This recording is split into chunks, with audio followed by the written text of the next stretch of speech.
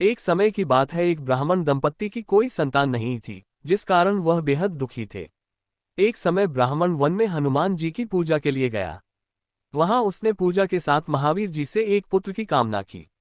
घर पर उसकी स्त्री भी पुत्र की प्राप्ति के लिए मंगलवार का व्रत करती थी।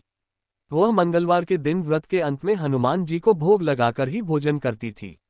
एक बार व्रत के दिन ब्राह्मणी ना भोजन बना पाए और ना ही हनुमान जी को भोग लगा सकी। उसने प्रण किया कि वह अगले मंगलवार को हनुमान जी को भोग लगाकर ही भोजन करेगी। वह भूखी प्यासी 6 दिन तक पड़ी रही।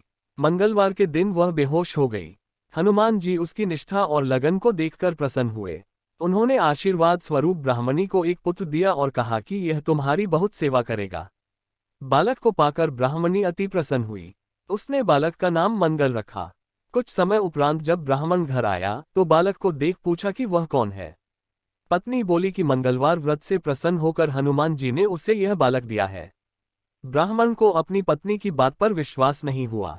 एक दिन मौका देख ब्राह्मण ने बालक को कुएं में गिरा दिया।